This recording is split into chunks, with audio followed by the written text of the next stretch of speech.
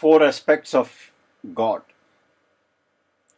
आज हम इस छोटे से प्रेजेंटेशन के द्वारा आगे का प्लान यानी रोड मैप, राजयोग जो हम समझेंगे इन सेशंस के द्वारा, उसको निर्धारित करेंगे।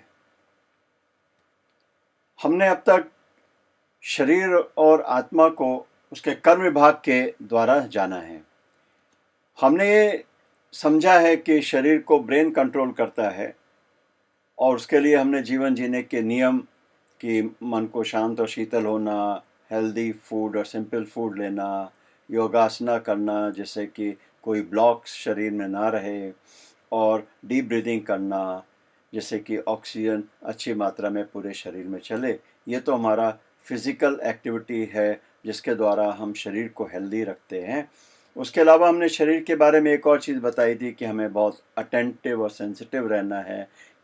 अपने शरीर की जो वीकेस्ट जो मैसेज आ रहे हैं, सिग्नल्स आ रहे हैं, हमें उनको भी सुनना है। ये तो बात रही शरीर की। उसके बाद हमने आत्मा को जब समझा तो हमने देखा कैसे इन्फॉर्मेशन ज्ञान इंद्रियों के द्वारा संस्कारों को ट्रिगर करती है। वो फिर जो है मन में विचार आ जाते हैं, रिजॉल्व संस्कारों से या रिजॉल्व से निकल के जैसे विचार मन में आते हैं उसका असर सीधे ब्रेन के द्वारा शरीर पे पड़ता है, और दूसरा काम संस्कार करता है कि वो बुद्धि को डिक्टेट करता है, रास्ता दिखाता है, राह दिखाता है, उसकी पावर्स को अपने कंट्रोल में कर लेता है, उसकी पावर्स को यूज़ करता है। फिर जो बुद्धि निर्णय लेती है, उसके बाद जो हम कर्म करते हैं उससे हम दुनिया में परिवर्तन और अपने संस्कार में इम्प्रिंट्स छोड़ते हैं। इस तरह से कार्य करते हुए हमारे अंदर संस्कार के ऊपर, संस्कारों में लेयर के ऊपर लेयर चढ़ती चली जाती है। अब ये संस्कार हमको पता चला कि ये हमारे रूट कॉज हैं जो कि मन को शांत और शीतल नहीं रहने देते और बुद्धि को बंधन में डाले रहते हैं।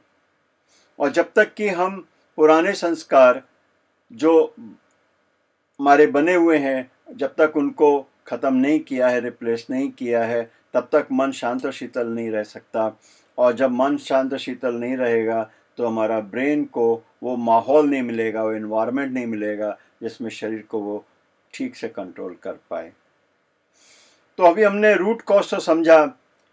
हमने ये भी देखा कि हमारे पास सिर्फ कंस्ट्रक्टिव यानी रचनात्मक शक्ति है। हम संस्कार क्रिएट कर सकते हैं, डिस्ट्रॉय नहीं कर सकते।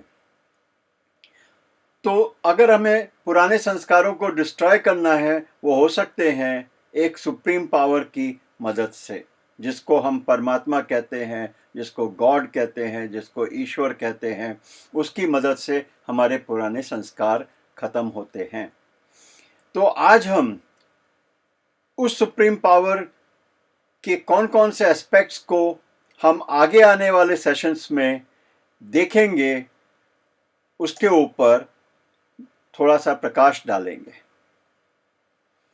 परमात्मा और आत्मा में क्या अंतर है, यानी परमात्मा को जानना कि आत्मा और परमात्मा में अंतर क्या है, उसको समझना कि परमात्मा को किस फॉर्म में सारे फेथ में जानते हैं और परमात्मा है कहाँ। फिर परमात्मा की एक्टिविटीज़, परमात्मा की जो मुख्य एक्टिविटी है वो गीता में बताया है। जब जब अधर्म फैला होता है, अधर्म का विनाश कर सत्य धर्म की स्थापना करने के लिए वो आता है। तो वो एक्टिविटीज़ कौन सी हैं, वो कैसे करता है, इसके ऊपर भी हम प्रकाश डालेंगे। और वो कब करता है, क्योंकि जब परमात्मा अपना कर्तव्य करता है तो जरूर ही वो बहुत महत्वपूर्ण समय होगा। उस महत्वपूर्ण समय को भी हम समझेंगे। इन सब के बाद फिर हम राजयोग का प्रोसेस, जिसकी मदद से हमारे पुराने संस्कार खत्म होंगे और मन शांत और शीतल, मन पे प्रभाव अपनी उसकी ओरिजिनल स्टेट का रहेगा, यानी आनंद स्वरूप, ज्ञान स्वरूप, प्रेम स्वरूप, शांति स्वरूप, शक्ति स्वरूप, और बुद्धि फ्री होगी निर्णय लेने के लिए, जिस राजयोग को करके हम ट्रू फ्रीडम को प्राप्त करेंगे। इन 4 सेशंस के बाद हम राजयोग प्रोसेस को डिटेल में देखेंगे। यह है हमारा फ्यूचर का रोड मैप। रोड मैप कैसे है? पहले हम ये देखेंगे आत्मा परमात्मा में क्या अंतर है, फिर देखेंगे परमात्मा जो है वो कैसे माना जाता है तमाम फेथ में, और परमात्मा है कहाँ, और फिर परमात्मा करता क्या है और कैसे करता है और वो कब करता है। उसके बाद हम जो है इस सेशन को और डिटेल में देखेंगे कि राजयोग क्या क्या प्रोसेस है और उससे हमें जो प्राप्तियां होंगी वो किन आधार से होंगी। Thank you.